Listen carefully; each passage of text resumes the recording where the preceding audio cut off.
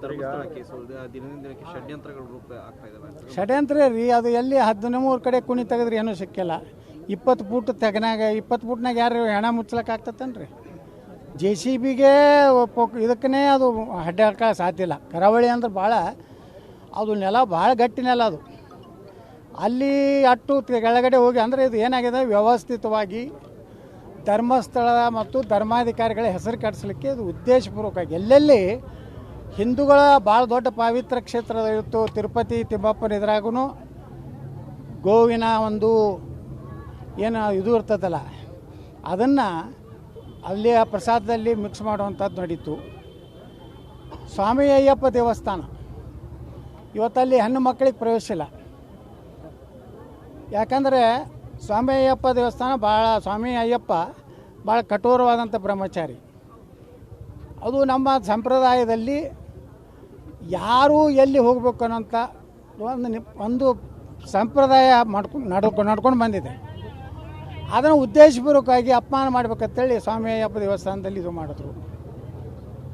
ಅಲ್ಲಿಂದ ಶನಿ ಶಿಂಗಣಾಪುರದಲ್ಲಿ ಅಲ್ಲೂ ಒಂದು ರೀತಿ ಜನರಲ್ಲಿ ಒಂದು ತಪ್ಪು ಸಂದೇಶ ಕೊಡುವಂಥ, ಅಂದರೆ ಇದು ದೇಶದಾಗ ಎಲ್ಲ ಕಡೆ ವ್ಯವಸ್ಥಿತವಾಗಿ ಕಮ್ಯುನಿಸ್ಟರು, ಈ ಬುದ್ಧಿಜೀವಿಗಳು ಮತ್ತು ಈ ಕಾಂಗ್ರೆಸ್ಸಿನ ಒಂದು ರೀತಿ ಕ್ರಿಮಿನಲ್ ಹಿಂದೂ ವಿರೋಧಿ ಬುದ್ಧಿ ಏನಿದೆಯಲ್ಲ, ಅದರ ಹಿಂದೆ ಇದರ ಆಟಿದೆ.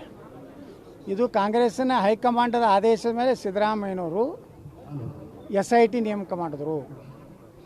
ಏನಾರ ಮಾಡಿ ಇನ್ನೂ ಪುಣ್ಯ ನಾವೆಲ್ಲ ಮಾಧ್ಯಮದವರಿಗೆ ಅಭಿನಂದನೆ ಸಲ್ಲಿಸ್ತೀನಿ. ಯಾಕಂದರೆ ನೀವು ಅಲ್ಲಿ ನಿಮ್ಮ ಕಣ್ಗಾವಲು ಇರಲಿಲ್ಲ ಅಂದ್ರೆ ಎಲ್ಲಿದೋ ಎಲುವುಗಳು ತಂದು ಹಾಕಿ ಇಲ್ಲ ಇಲ್ಲಿ ಸಿಕ್ಕು ಅಂತ ಹೇಳಿನೂ ಪ್ರೂವ್ ಮಾಡ್ತಿದ್ರು.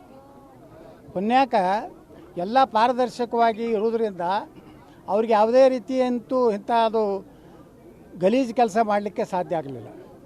ಅದಕ್ಕೆ ನಿನ್ನೆ ನಾವು ವಿಧಾನಸಭೆಯಲ್ಲಿ ಹೇಳಿದ್ದೇನೆ ಮುಖ್ಯಮಂತ್ರಿಗಳಿಗೆ, ನೀವೇನಾರೇ ಇದೇ ರೀತಿ ನಿಮ್ಮ ಮೊಂಡತನ ಮುಂದುವರಿಸಿ SIT ಮುಂದುವರಿಸಿ ಸುಮ್ಮನೆ ನಾವು ಎಲ್ಲ ಕಡೆ ಹಡ್ಡತ್ತಾರೆ, ಇನ್ನೂ 30 ಕಡೆ ಸಿಕ್ಕಿದೆ ಅಂತ ಹೇಳ್ತಾರೆ, 300 ಹೆಣ ನಾವು ಮುಚ್ಚಿದ್ದೀನಿ ಅಂತ ಹೇಳ್ತಾರೆ. ನಾಳೆ ಹೇಳ್ತಾರೆ ಧರ್ಮಸ್ಥಳ ಮಂಜುನಾಥ ಸ್ವಾಮಿ ತಳಗ ಮುಚ್ಚಾರತ್ತೇಳಿ, ಅಂದ್ರೆ ಅದು ತಳಗೂ ಅಡ್ಡವ್ರೆ ನೀವು. ಅದಕ್ಕೆ SIT ಕ್ಲೋಸ್ ಮಾಡಿರಿ. ಅವ್ರು ಏನು ನನ್ನ ಮಕ್ಕಳು ಅದಾರಲ್ಲ, ಅದೊಂದು ಟೀಮು, ಅವ ಯೂಟ್ಯೂಬರ್ ಸಮೀರ್ನ ಹಿಡಿದು ಯಾವ ಮುಸುಕದಾರಿ ಅದಲ್ಲ ಎಲ್ಲರದು ಅವ್ರು ಬ್ರೈನ್ ಮ್ಯಾಪಿಂಗ್ ಮಾಡಿರಿ. ಅವ್ರಿಗೆ ಯಾರು ಹಿಂದೆ ಫೈನಾನ್ಸ್ ಇದೆ, ವಿದೇಶ ಎಲ್ಲೆಲ್ಲಿದೆ ಅದಕ್ಕೆ ಹಣ ಬಂದಿದೆ, ಅದೆಲ್ಲ ತನಿಖೆ ಮಾಡಿ ಅವನ ದೇಶದ್ರೋಹಿಗಳಂತೇಳಿ ಅವ್ರನ್ನ ಒಳಗೆ ಹಾಕಿ ಸರಿಯಾಗಿ ಬುದ್ಧಿ ಕಲಿಸಿದ್ರೆ ಇನ್ನು ಎಲ್ಲ ಕಡೆಯೂ ನಮ್ಮ ಹಿಂದೂ ಧಾರ್ಮಿಕ ಭಾವನೆಗಳಿಗೆ ಅನ್ಯಾಯ ಮಾಡುವಂಥದ್ದು ಒಂದು ರೀತಿ ಹಿಂದೂ ದೇವರುಗಳು ಇಲ್ಲ ಅನ್ನೋವಂಥದ್ದನ್ನು ಅವರು ಜನರಲ್ಲಿ ಮುಟ್ಟಿಸುವಂಥ ಕೆಲಸ ಮಾಡುವಂಥದ್ದು ಏನು ಮಾಡ್ತಾಯಿದ್ದಾರೆ. ಇದಕ್ಕೆ ಕಾಂಗ್ರೆಸ್ ಸರ್ಕಾರ ಅಂತ್ಯ ಹಾಡಬೇಕಿದ್ದರೆ ನಾವು ಧರ್ಮಸ್ಥಳ ಚಲೋ ಮಾಡಬೇಕಾಗ್ತದೆ. ಏನಾದರೂ ಅನಾಹುತ ಆದರೆ ಅದಕ್ಕೆ ಸಿದ್ದರಾಮಯ್ಯ ಸರ್ಕಾರ ಕಾರಣ ಆಗ್ತದೆ, ಎಚ್ಚರಿಕೆ ಕೊಡ್ತಾ ಇದ್ದೇನೆ.